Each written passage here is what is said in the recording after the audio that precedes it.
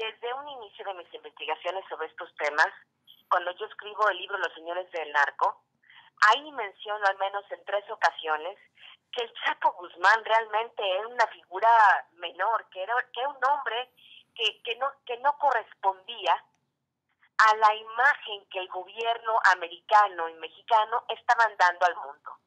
El Chapo Guzmán, como yo lo escribí en Los Señores del Narco, era un hombre que apenas sabía leer y escribir. Era un hombre que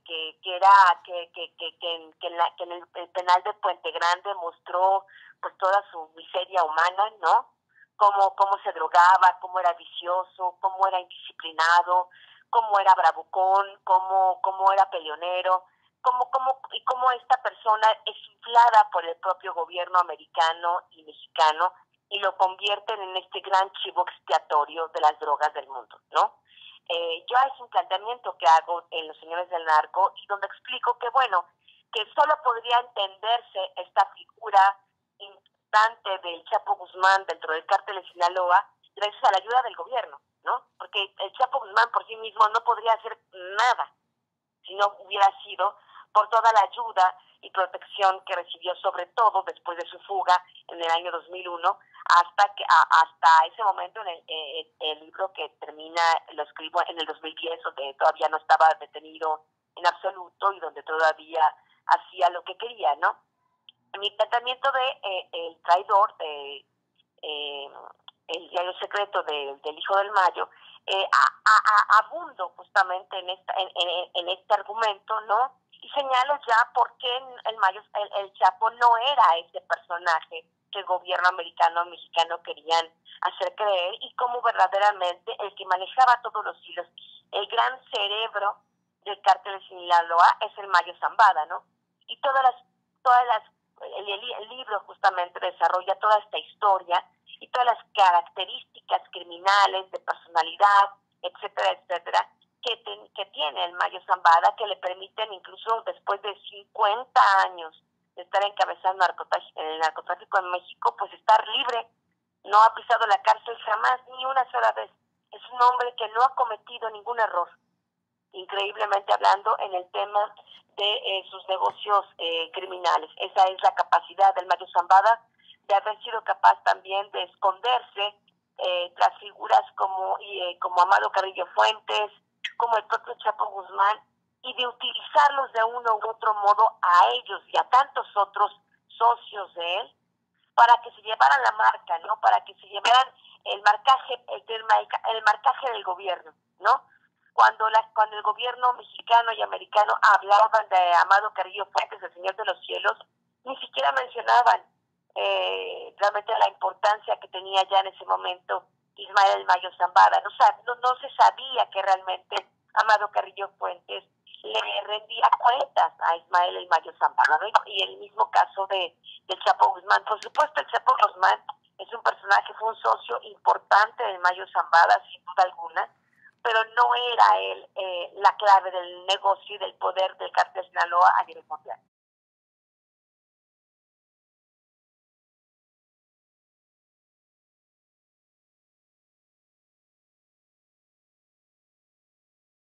Me parece, si tú me preguntas, entonces, ¿por qué? ¿Por qué los gobiernos decían eso? Esa es la gran pregunta. Y eso es lo que yo planteo de manera muy concreta en El Traidor.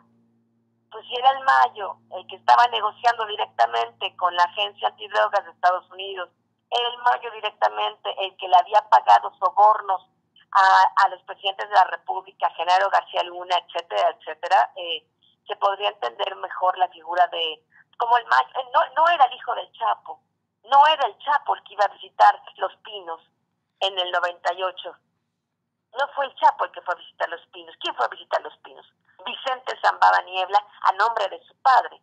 Eso te habla de la figura de que realmente quien tenía el gran contacto directo con la política en México era principalmente el Mayo Zambada.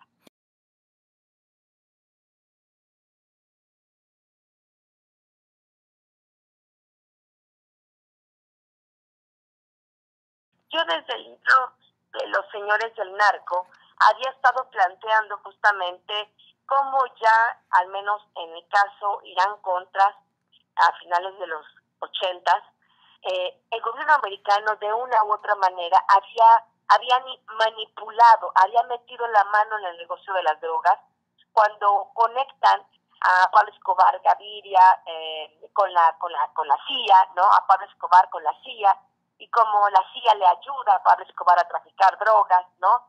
A cambio de que Pablo Escobar le diera parte de las ganancias a la contra nicaragüense, como es la CIA la que conecta a Pablo Escobar con los mexicanos en ese momento, el cártel de Guadalajara, con Miguel Félix Gallardo y Rafael Quintero y Don Neto, ¿no? Y como México se convierte en el gran trampolín de la coca gracias a la CIA.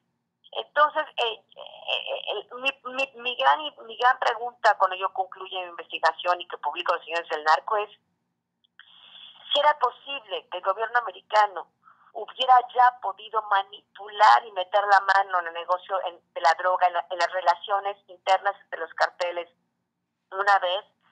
¿Por qué no puede ser posible que esto no fuera solo una ocasión? ¿Cuántas veces más podría hacerlo?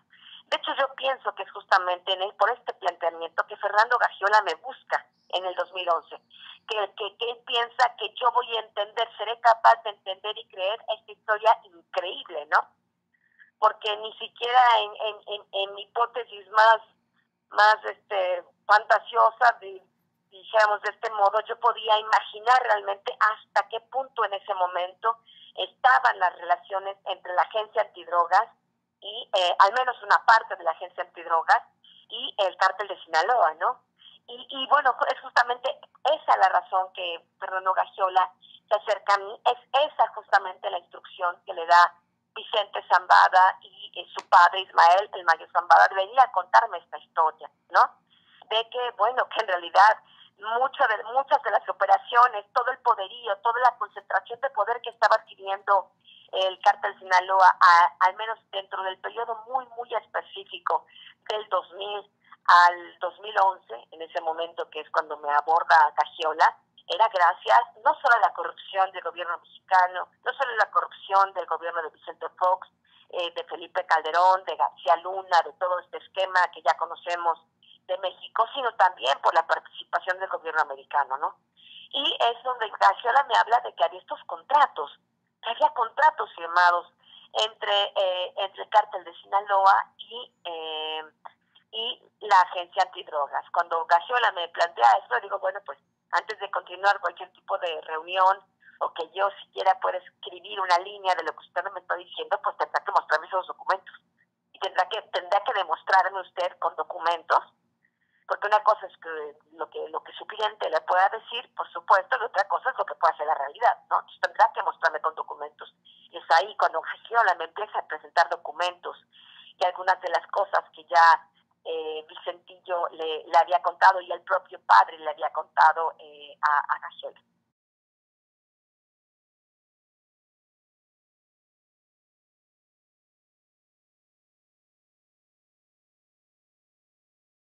Ese era el tema y me parece que por eso esta estrategia del Mayo para al menos que su hijo librara ese juicio, ¿no? Y que de una u otra manera el gobierno americano le respetara el acuerdo que había, fue eso, ¿no? Y yo realmente me pregunto, yo realmente cuando estaba haciendo esta historia, porque estamos hablando que todo estaba ocurriendo en ese momento, ¿no? Cuando Gagiola me estaba comentando estas historias, ese acuerdo aún estaba vigente, ¿no? Estamos hablando desde el 2011, el Chapo Guzmán no había sido reaprendido, estamos hablando que la historia en ese momento, me estaba yo conociendo en tiempo real cómo estaban estos acuerdos, cómo estaban estas negociaciones, ¿no? Yo realmente dudé, dije, bueno, veamos si este hombre realmente cártel puede lograr, ¿cómo decirlo?, chantajear al gobierno americano. Yo me preguntaba, es algo que quiero estar ahí en primera fila para ver si sucede, ¿no? Y de una u otra manera sucedió. De una u otra manera sucedió. Porque al final de cuentas no hubo juicio contra Vicente Zambada. Por supuesto, el gobierno americano tuvo que entregar estos documentos en la Corte de Chicago, los mismos documentos, la misma historia que me contó Gagiola o Vicente Zambada a través de Gagiola. Era la misma historia que finalmente el gobierno americano tuvo que reconocer en documentos en la Corte. Y lo que sí no dejó es que le dijo a Vicente, ok, no te llevo a juicio, pero pues tú te vas a declarar culpable. Tú no puedes, es insostenible que nosotros te digamos, sí, que le digamos al mundo, sí, ¿saben qué? El cártel Sinaloa tenía permiso de traficar drogas. Es ahí donde le dice, bueno, no te llevamos a juicio, estarás muy poco tiempo en prisión, pero pues no podemos decir que tenías autorización, ¿no? Y entonces te declaras culpable, pero aquí abajo de la mesa nos ponemos de acuerdo y eso fue finalmente lo que sucedió, ¿no? Y fue increíble ver este juego de ajedrez en vivo y en directo entre el gobierno americano y el cártel Sinaloa, ¿no?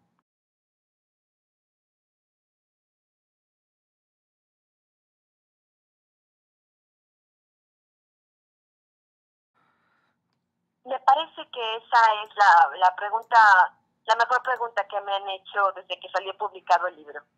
Porque esa es realmente la pregunta. Porque esa es realmente la mía pregunta hoy.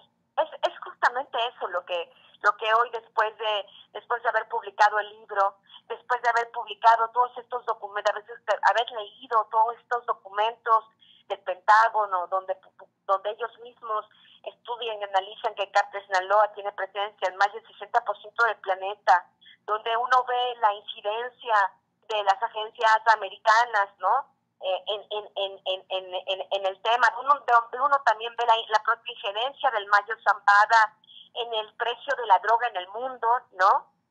En el precio de la cocaína principalmente, ¿no? Que sigue siendo hasta este momento el principal commodity, por llamarlo de alguna manera, del cártel de Sinaloa, ¿no?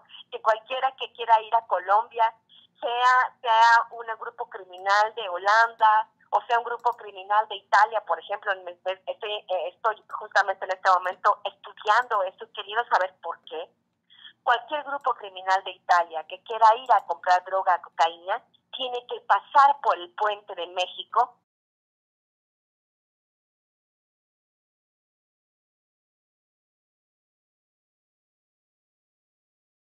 El Mayo no estaba ahí aglomerado como estaba Miguel Ángel, Doneto y Rafael. Él trabajaba con ellos, pero a la distancia, no como un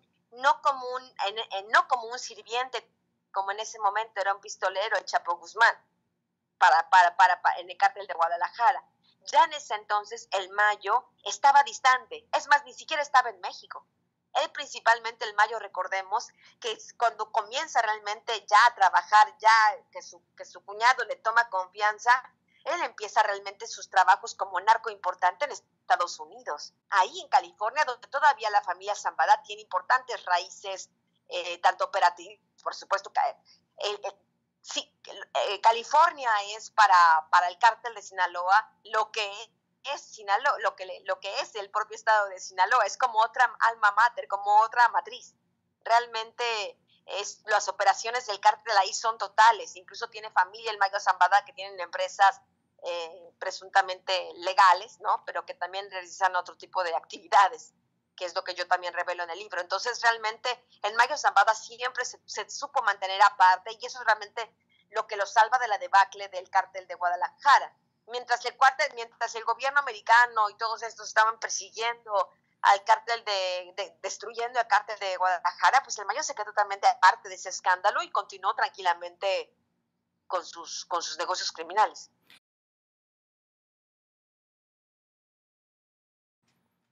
Bueno, el Mayo Zambada era un hombre desalmado y calculador, es un hombre desalmado y calculador, de eso no hay la menor duda. De acuerdo a la propia narrativa de Gagiola y la propia narrativa de su hijo Vicente, el Mayo directamente no era un hombre que le gustara hacer el trabajo sucio, ensuciarse las manos de sangre y mandar a matar personas, pero sí mandaba a su propio hijo a hacerlo. Recordemos que la primera persona que mata a Vicente Zambada que es por órdenes de su padre.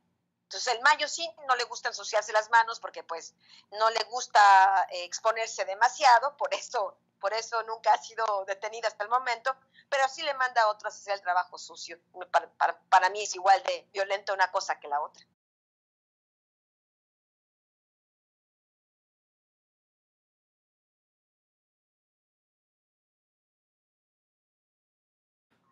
Ese es otro de los temas que me pareció muy importante en mi investigación y que también desmitifica un poco toda esta figura del Chapo Guzmán. Usted recordará que el gobierno, que durante décadas se nos vendió la idea de que la guerra sangrienta que hubo entre el cártel de Sinaloa y los Arellano Félix era por culpa del Chapo, ¿no? Sí. Que porque el Chapo quería ir a matarlos a la discoteca Cristín y que porque hubo ahí una serie de balaceras entre ellos, incluso lo del aeropuerto de Guadalajara donde muere el cardenal, etcétera, etcétera. Pero realmente la mano que había estado meciendo esa guerra, que estaba moviendo esa guerra, que estaba aventando, instigando al Chapo, sí, ve tú, sí, tienes mi permiso, etcétera, etcétera, siempre fue el Mayo Zambada, porque realmente el primero que se pelea con los Arellano Félix no era el Chapo Guzmán, el primero que se pelea con los Arellano Félix era el Mayo Zambada. Número uno, porque ellos habían estado trabajando juntos de par a par, como socios igualitarios, en el tráfico de drogas. En ese momento, el Mayo estaba en Estados Unidos, en California, y los Arellano Félix en Tijuana, pero pues era una base, era una plaza que compartían de manera igualitaria Tijuana.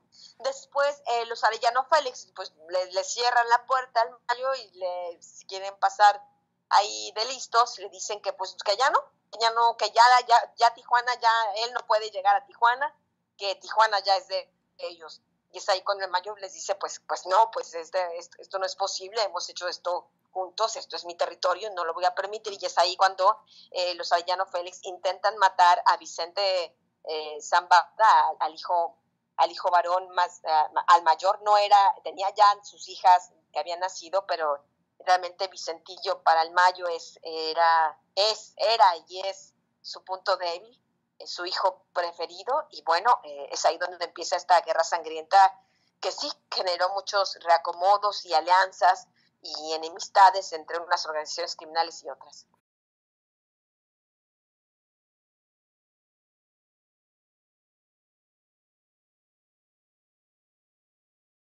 Yo escuchaba con atención estas cosas que me contaba Gagiola, y luego cuando me entrega el diario y comienzo a leerlo, pero para mí el retrato más claro, más nítido de Vicentillo es su propio autorretrato, como él mismo se dibujó cuando estaba ahí en el Metropolitan Correctional Center en Chicago. Esta imagen de payaso, este autorretrato de payaso, con este overol grande, naranja, con esa lágrima, con esa cara de payaso, con ese gorro ridículo, ¿no? Y me parece que eso es como él se veía a sí mismo, ¿no?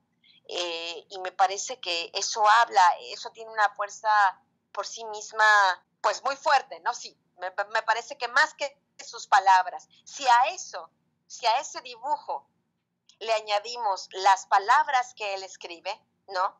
Por ejemplo, hay una carta que él escribe cuando él ya está colaborando con el gobierno americano, y el padre lo sabe, y el padre le instruye lo que debe decirle al gobierno americano. El padre siempre lo está manipulando, y él, por supuesto, pues se deja manipular, ¿no? Él, por supuesto, es víctima y victimario, porque si bien es cierto, él no pudo elegir en qué familia nacía, si bien es cierto, él, pues una vez que lo quieren matar, no encuentra refugio en ningún otro lugar más que al lado de su padre, y es eso lo que lo lleva a formar ya después parte de la cúpula importante del cártel de Sinaloa. También es cierto que el padre, cuando las veces que él quiere alejarse, el padre siempre lo está buscando. No solo lo ocupa para los negocios de la droga, sino también lo ocupa para andar con las amantes, para mandarles dinero a los otros hijos que tenía al mismo tiempo que con su madre, ¿no? Entonces, realmente Mayo es un hombre duro, le hace a este muchacho hacer pruebas de lealtad constantes, ¿no? Y en esta carta que él escribe, él escribe más que como un hijo, le escribe como un súbdito. Y la gran pregunta realmente que queda flotando en el aire, y es así como concluyo el libro, es, bueno, si realmente Vicente tiene la oportunidad de rehacer su vida, porque ya habrá salido de la prisión o estará ya a muy pocos muy poquísimos semanas, meses de salir, si tiene la oportunidad de realmente desvincularse de todo ese pasado criminal, ¿lo hará o regresará? Realmente se supone que tendría garantizada una identidad, una vida, una casa allá. Tendría que estar todavía en algún tiempo, ahí está, no recuerdo ahorita en este tiempo, pero usted me ayuda porque está ahí en las últimas páginas de mi libro, el tiempo de libertad condicionada, porque una vez que sea liberado, estará bajo libertad condicionada bajo supervisión del gobierno americano por un tiempo, y después ya lo dejarán que haga su vida como quiera. Él podría realmente poder hacer esa vida, sí podría, de acuerdo a estas condiciones. El tema es si lo hará o regresará. Si no me equivoco, son 5 años. Una vez que sea liberado, si no es que ya fue liberado, le quedarían 5 años de libertad condicionada y después ya podría moverse a donde quisiera y como quisiera. Se supone que en estos 5 años de libertad condicionada, él no debería ver a ningún integrante del cártel de Sinaloa, que esa es una de las condiciones que le pone el juez para esa bajísima condena. Pero bueno, después de esos 5 años, en estricto sentido, él podría hacer lo que quisiera. La pregunta es qué va a hacer. Me parece para mí es una pregunta que está en el aire. No es claro para mí qué es lo que va a hacer.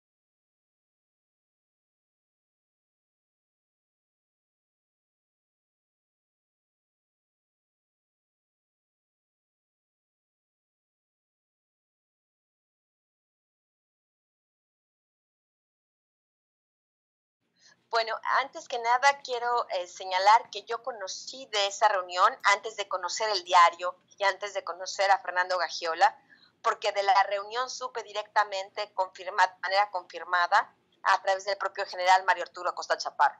Él directamente me confirmó, sí, es verdad, en el 2010, antes de que yo publicara el libro de Los Señores del Narco, porque es un episodio que yo narro en Los Señores del Narco. Después el propio Vicentillo en su diario de esta reunión y habla de cómo es él directamente, incluso Vicentillo, quien va a recoger al aeropuerto ahí en Sinaloa al propio general que iba acompañado de otra persona y cómo lo lleva a ver a su padre y cómo se abrazan y se saludan como grandes amigos, Mario Arturo Acosta Chaparro, y le pide que pues llame al Chapo, ¿no? Y él, pues, como el Chapo, como el Mayo era jefe del Chapo, pues el Mayo le llama y el Chapo corre y va, ¿no? Y llega también a la reunión. Y ahí lo que le estaba planteando Mario Arturo es a ver si podían frenar un poco la guerra que tenían con los Beltrán Leiva, porque esa guerra estaba generando mucha violencia en México y estaba generando mucha división dentro del propio gobierno. Y el Mayo le decía, bueno, yo quisiera, ¿no? Yo quisiera que esa guerra se detuviera, pero pues no depende de mí. Y el propio general le dice, sí, y ya voy a hablar yo incluso con Arturo, ¿no? Se supone que en ese momento, cuando se da esa reunión, Arturo Beltrán Leiva estaba ya distanciado, peleado del cártel de Sinaloa y estaba aliado con los Zetas, con Heriberto Lascano. Entonces, Heriberto Lascano y Arturo estaban y juntos ya también aliados con el propio cártel de Juárez, con Vicente Carrillo Fuentes, que también termina peleado con el Mayo Zambada.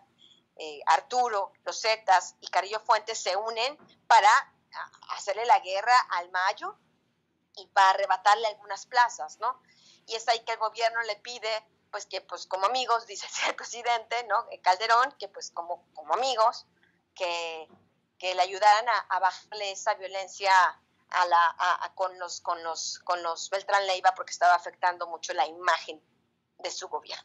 El Mayo se intentó supuestamente pacificar, evitar más problemas con los Beltrán Leiva, solo que los Beltrán Leiva ya no estaban dispuestos ya no confiaban para nada en el Mayo y pensaban, sí, nosotros bajamos la guardia y estos nos exterminan, ¿no? Y con el caso del Chiapas, lo que yo supe es que sí, que siempre que le pidieron algo al cártel, el cártel lo hizo. Siempre que le pidieron algo al Mayo, el Mayo lo hizo.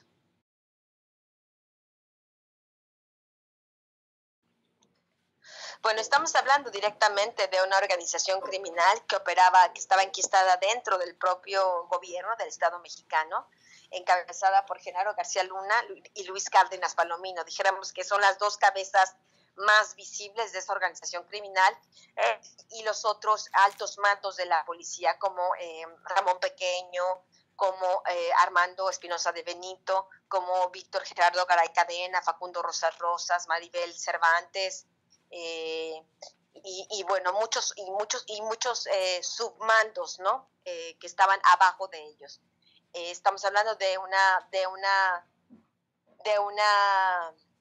complicidad total desde dentro del Estado mexicano con el cártel desde el sexenio de Vicente Fox, como yo lo había señalado en mi libro de Los Señores del Narco en 2010, cuando este hombre, García Luna, y toda su cofradía de narcopolicías estaban en el máximo poder. Yo denuncié, escribí, porque tenía documentos, testimonios que señalaban cómo este hombre, en vez de estar haciendo la guerra contra en vez de hacer la guerra contra el narco, pues los estaba protegiendo al cártel de Sinaloa, ¿no? Y está usando el poder del Estado para combatir a los enemigos del cártel de Sinaloa y hacer que el cártel de Sinaloa fuera más fuerte y más poderoso, que al final eso fue lo que sucedió.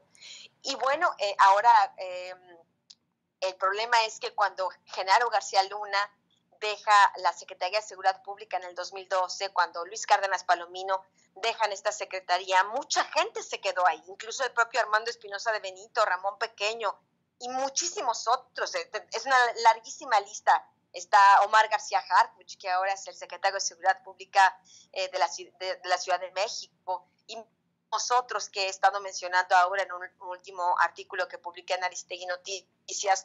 Al menos 7 personas muy importantes de esa cofradía están ahí en la Fiscalía General de la República en posiciones importantísimas, y vemos cómo por eso esta organización criminal dentro del Estado se quedó enquistada, aunque García Luna se fue a Miami y aunque Luis Cárdenas Palomino se fue a trabajar con Ricardo Salinas Pliego en el Grupo Salinas.